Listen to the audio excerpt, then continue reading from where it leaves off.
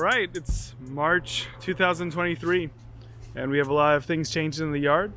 This is a 10-year-old roughly yard with trees planted from, roughly 10 years to, things I planted maybe 3 years ago.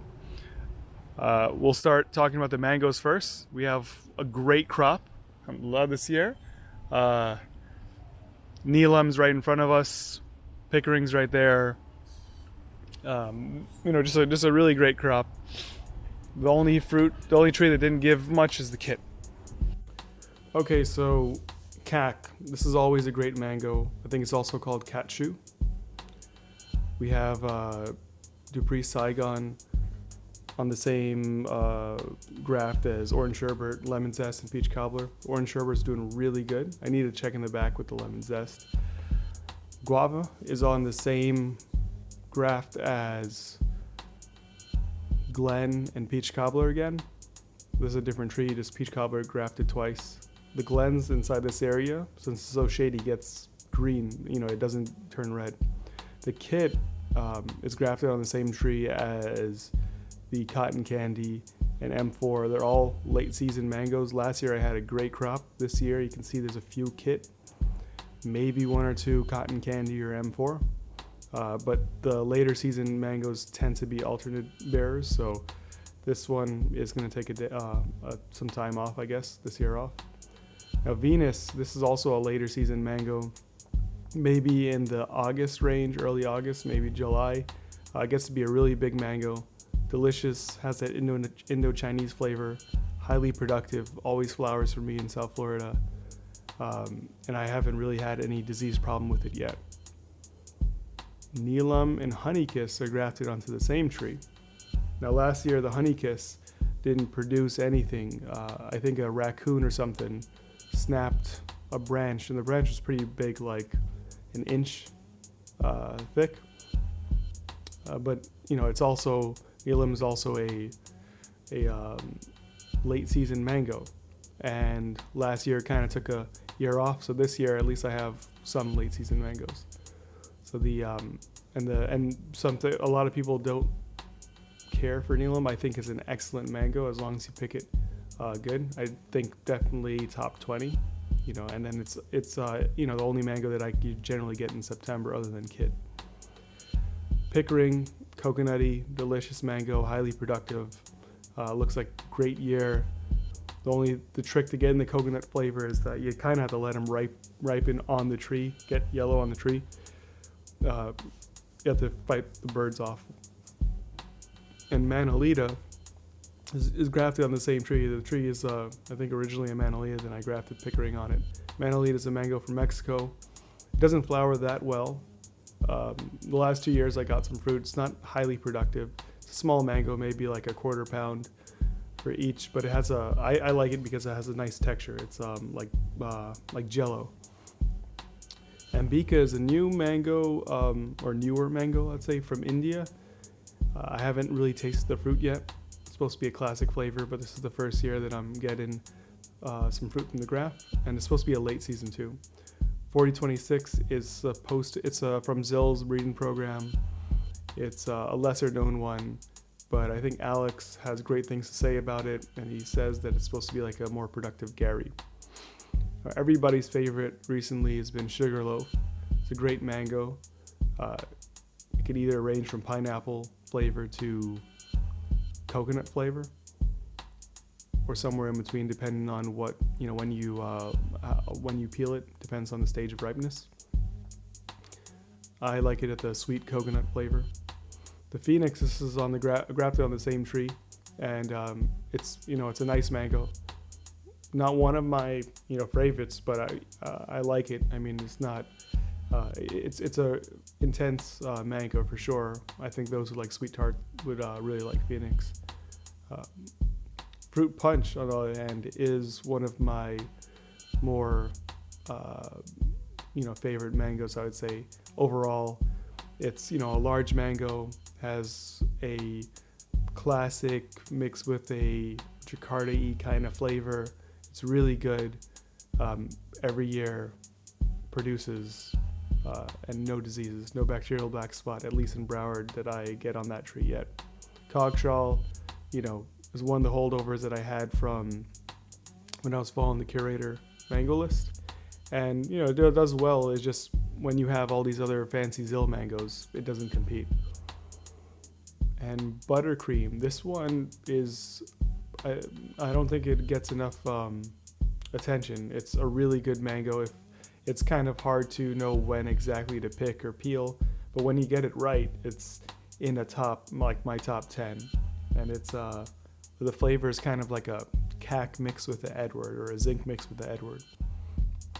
And Angie every year produces really well. It's not the most intense flavor mango, but if you like Kerry, you probably would like Angie.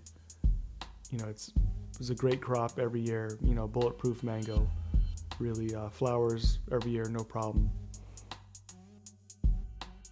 Onto the non-mango front, we have plenty of things going on. We have mulberries, Jaboticabas, red, Sabra. We have Abiyu going crazy with flowers right now.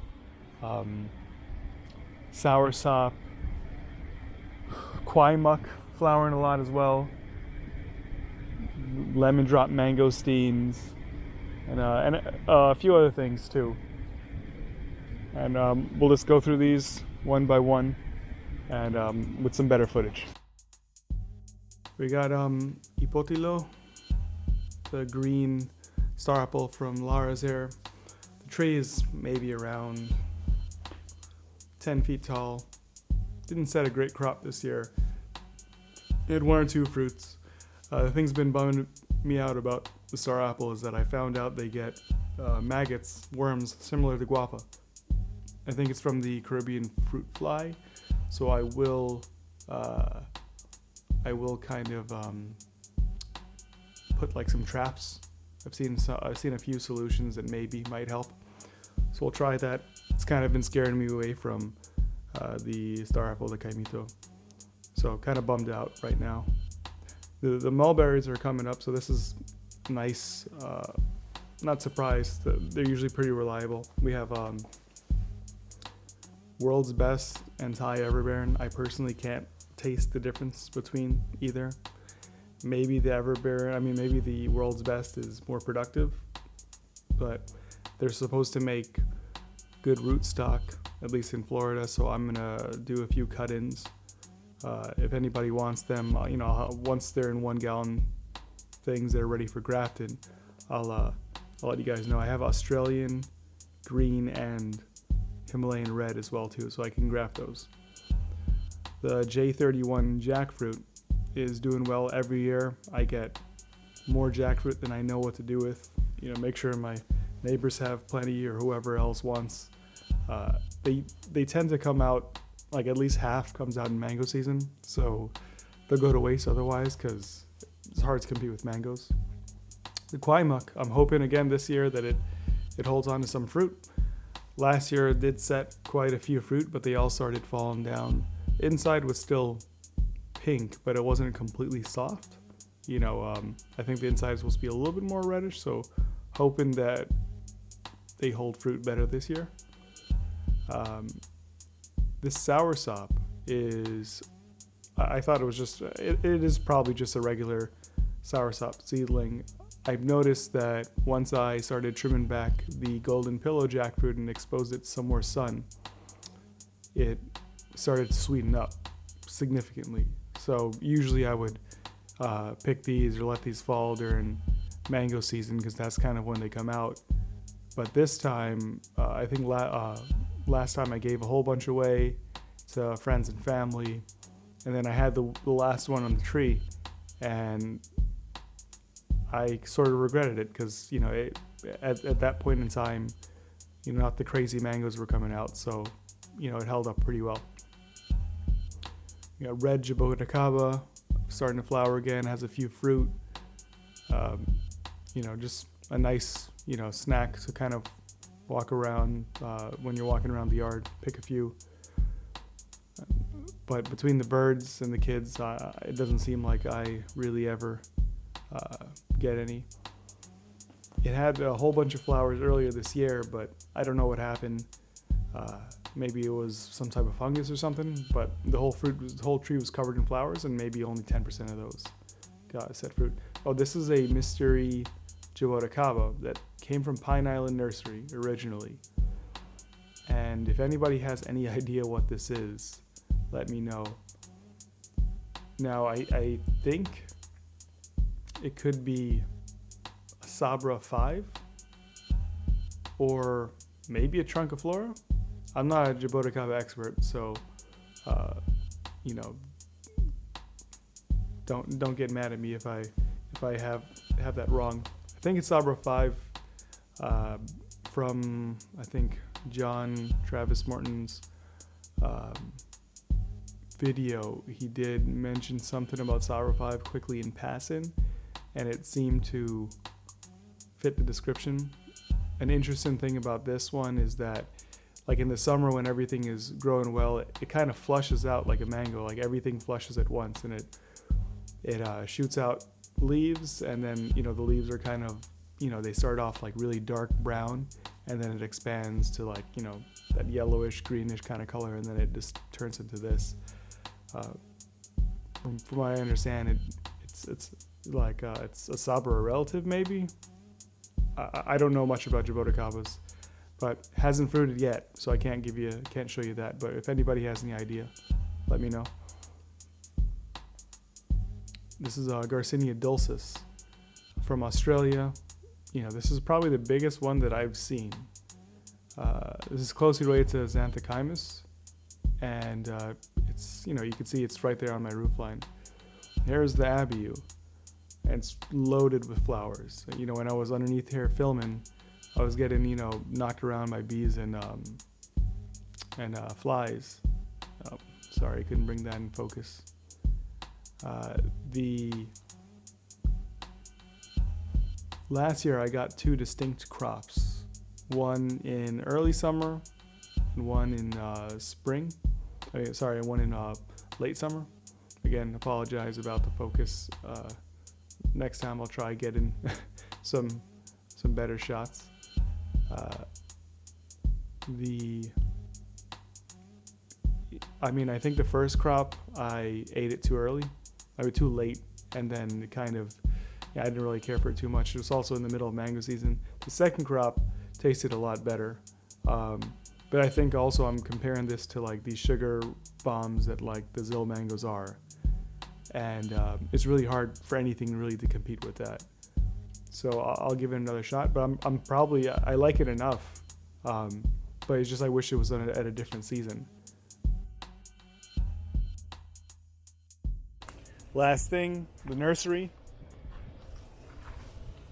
Quickly, we have 3-gallon red Jabos we're potting up. We have plenty of the Annona grafting that I did in February that's taken and doing pretty well. We have 1-gallon Jabos.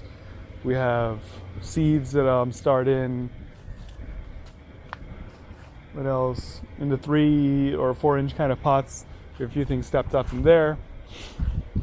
And, you know, we'll show you those one by one. So we got a few of the grafted Annonas that I did earlier this year. Took and is doing well enough where I could pot them up into 3 gallons. These just went up into 3-gallon pots maybe a week ago, so they're not for sale yet.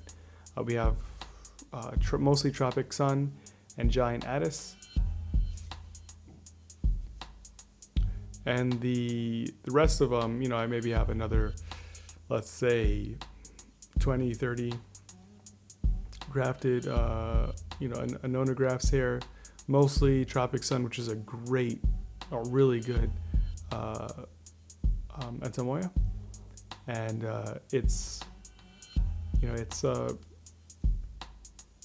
all these grafts seem to be doing really well. Just need to kind of be patient with them because they tend to, if you stick them in a pot too quick, they tend to just kind of die back.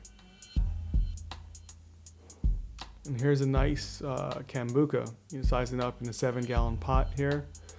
I just potted up. It was getting too big for a 3-gallon, so there's we have some reds.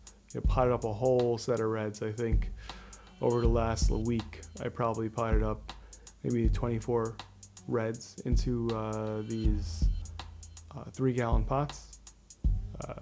They're doing really well. They take their time to grow, but like I have the tree, and it's kind of hard to get the fruits. It's hard to get the tree, strangely enough, down here. It should be widely grown, but I think since people depend on maybe Zills probably the most, so they have Sabra every now and then, but for the red Jaboticabas this far south, it's kind of a little bit hard to get stuff from nut collectors. As for the little seedlings, we have Sabra. We have a whole tray of Sabra growing, a whole tray of red. We have some Cambuca, Charachuelo, and Garcinia. We got some blue Grimmels. We got some, these are the failed attempts of grafting. All right, that's it for today's video. Hope you guys enjoyed. If you have any questions, let me know in the comments.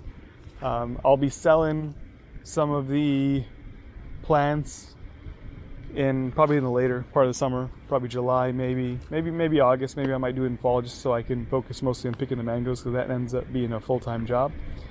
But I'll let you know roughly everything in the 3-gallon pots that I'm selling is kind of harder to get in a bigger size, I'd say, in Florida. We used to be able to get these things from Excalibur and a few other places, but I mean, there's not really much Etsamoyas being grafted, Zills grafts, but not that much. So I'm going to be selling these roughly for, I think since I got my rootstock issues kind of resolved, probably going to lower it down to $50 for a 3-gallon pot. Once they root in though, so not right now. I'll have Cherry Lata, I'll have a lot of Tropic Sun, a lot of Dream, and maybe a few other things. So I'm gonna start grafting a few mangoes. Maybe I'll have some Abiyus as well. Let me know if you want it grafted. That's it, thanks.